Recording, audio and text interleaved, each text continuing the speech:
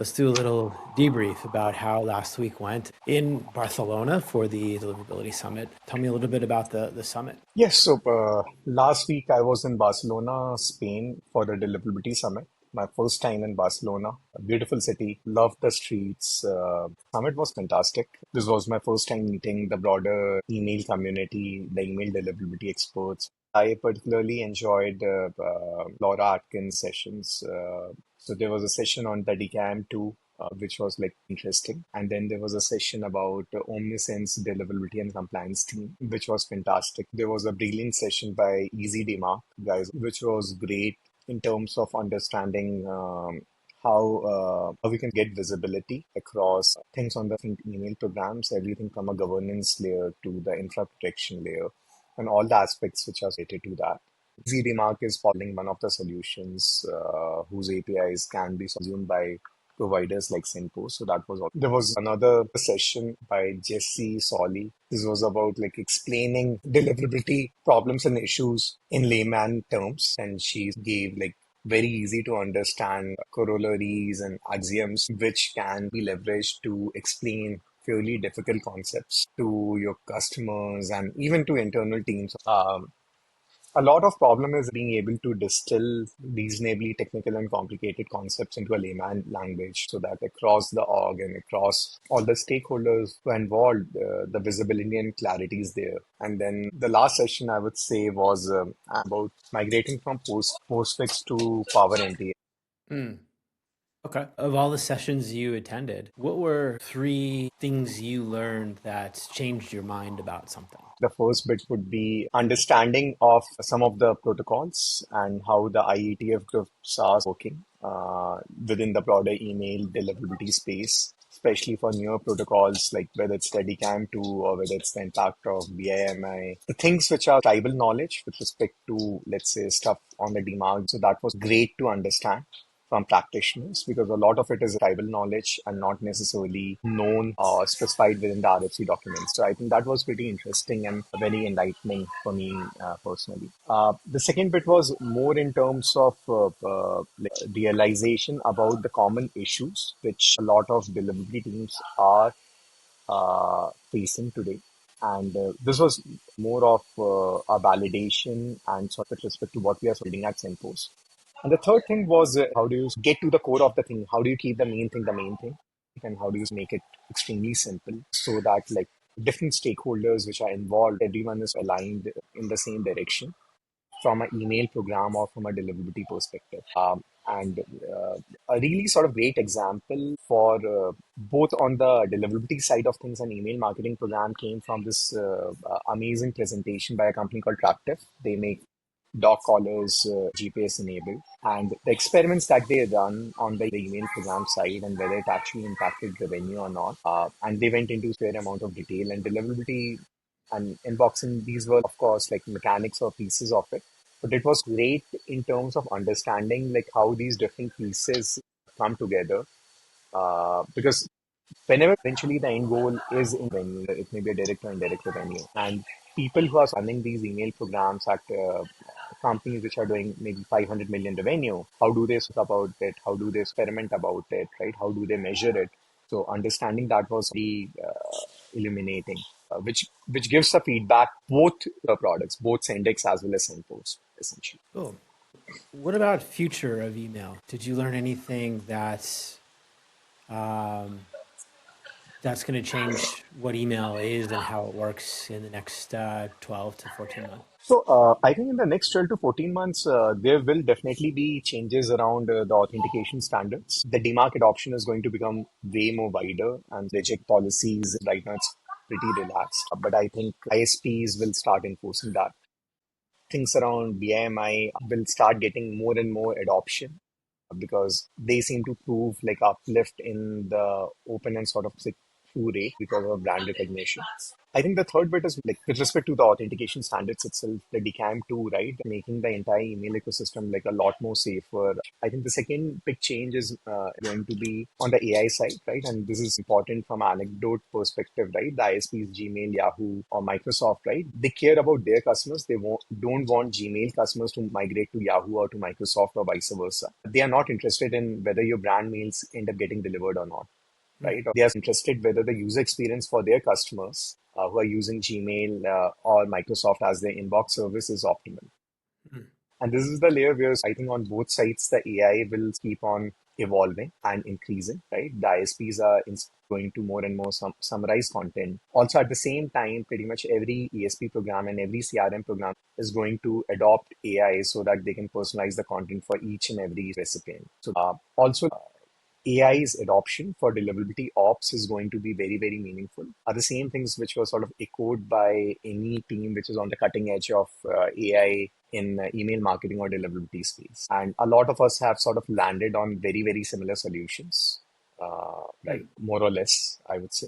So, which is also like I see the broader ecosystem moving towards a similar direction, right? As like a lot of us are sharing sort of learnings in the trenches, right? And what worked and what did not work. This will, over the next 12 to 18 months, will lead to broader dissemination of what are the best practices and what does AI adoption mean from both email marketing program, from a CRM perspective, and from a deliverability ops perspective, right? So I think I can start seeing that, okay, that's happening in the entire ecosystem. And we had like people from Halen, people from Netcore, people from like all large companies, including Mailgun and sort of Power MTA and Green Arrow, and like all the big ecosystem players were sort of more or less there for the event. And a lot of these thoughts were sort of echoed, I would say, in my conversations with all these different folks at different roles also. So everyone from CEO to person who is sort of possibly heading the CSM role in these companies or people who are sort of handling deliverability ops could sort of see this systemic shift. Let's shift over to your presentation. So, what was it called? What were some of the topics you discussed when you were on the main stage? We were trying to break some of the myths within the email space. And we ended up analyzing around 4 billion emails and then choosing a smaller data sample. In the email space, like a lot of random facts are broadcasted as if they are like God's ultimate truth. Hmm. And these numbers may be about whether you should be using a plain text email versus HTML email, how many images should you have in an email, whether you should sort of have all text or not, right? Whether you should have HTTP versus HTTPS links, whether how big the email size should be. And pretty much every email consultant ends up sort of talking about some arbitrary number. And this again, like we are also subject to the same biases, right? And our team, different people within our company also end up sort of using data and bent it like in terms of in order to win an argument, right? And so we wanted to approach it also to sort of filter our own biases. And the data was pretty surprising as we sort of analyzed it, right? Because a lot of like a common understanding about, okay, like how many images are optimal, how many links are optimal, what should be the optimal size of the emails, and what's the impact or correlation from a deliverability or open click-through rate perspective were busted as we sort of went through that data. So our presentation, I think, got like a lot of ahas and oohs where people were sort of surprised based on what data presented. And we got like tons of requests from the broader community to continue with the research and to sort of further dissect the research based on industry and based on major ISPs, so that like, okay, not just us, but the broader industry essentially is able to build on and sort of learn from it. And although like you have certain baselines that you need to be data informed, but essentially you also need to understand that context is the most important thing. Context of that specific customer's use case, the type of emails that they are sending, their specific subscriber behavior. And one thing which stood out was um, more than anything else, sender reputation impacted the most. So if your senders are good and they're sending to a engaged audience, like even if you make like 100 mistakes, it doesn't really matter. Mm. Generally, your deliverability, open click-through rate are just going to be good. What were your three most favorite myths to bust? The first was on the size of the email. The typical knowledge goes that, okay, around 102 kbs when Gmail starts truncating your emails. And so ideally, you should try to reduce the size of the email. But what we saw was anywhere from 40, 50 kb to almost 100 kb. It wasn't necessarily impacting your delivery rate or open rate in any meaningful way. We had a small sample set of roughly 600 mails which were more than 102 kb, and they had like near 100% delivery. Hmm.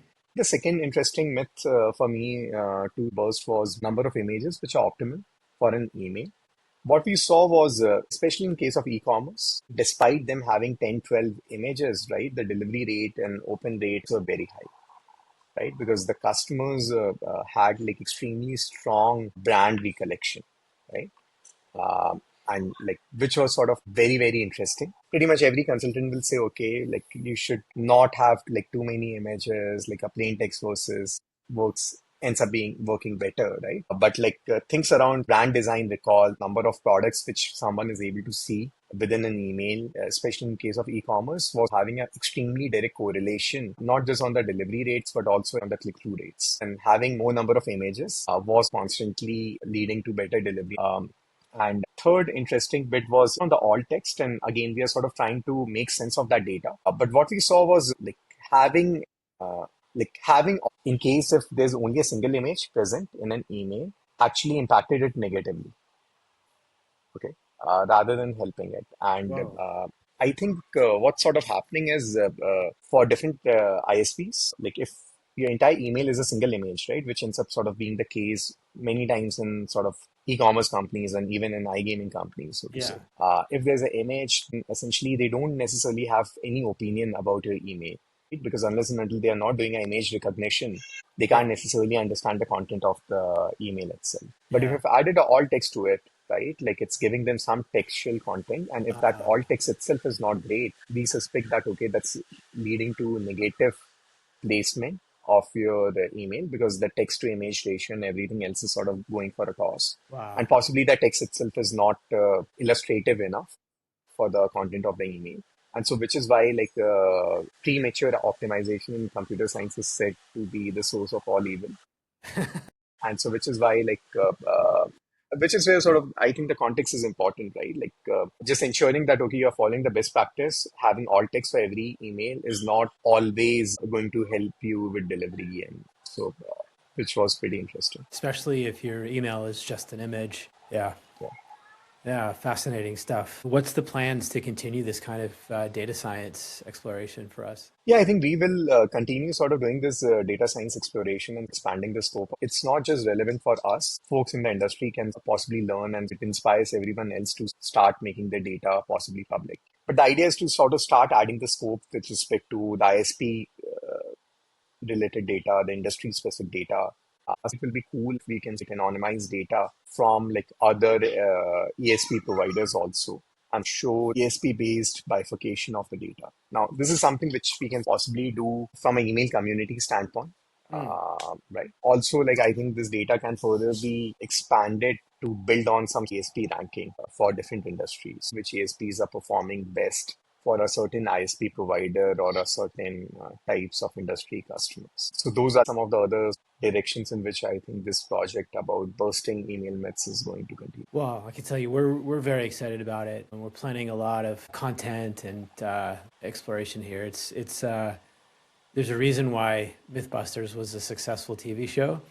I think it's just a very compelling place to go, especially when we have these old conventions about what works, doesn't work. That now with AI, BMI, interactive email, the way it's consumed, it's all going to change in the next year and a half. Cool. Anything else you'd like to add, Varun, for this week? I think apart from this, I think it was fun, like meeting everyone. I would say in the from a community perspective, right? Like, Yeah. and I think this is more of a realization. I think that a lot of these events they are sort of possibly way more valuable than we sort of give them value for. Although all of us are sort of working remotely and behind computer screens, Yeah. but like a lot of hunches that you may have, even a few conversations ends up sort of quickly helping you remove your sort of biases or like seeing things from a different perspective, especially when you're sort of talking to folks Yeah. deep. in the space. So it's both humbling as well as like enabling, rubbing shoulders with some of, I would say, the greats in the space. Nice. And probably validating too that you're not alone in the problems you face every day. Yeah. Awesome.